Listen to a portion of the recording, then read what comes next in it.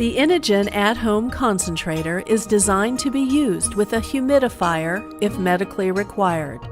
The following will illustrate how easy it is to add a humidifier to your system.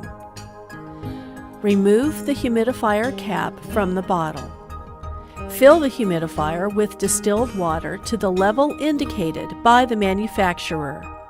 Replace the humidifier cap and securely tighten. Insert the humidifier bottle as assembled with the adapter through the elastic holder on the concentrator and set in place.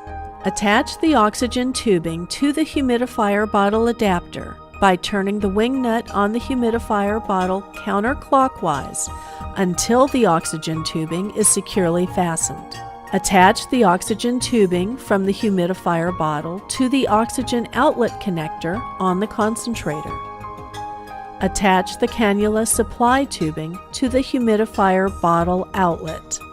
Adjust the nasal cannula so that it is properly aligned on your face. Power on the concentrator by pressing the on and off button.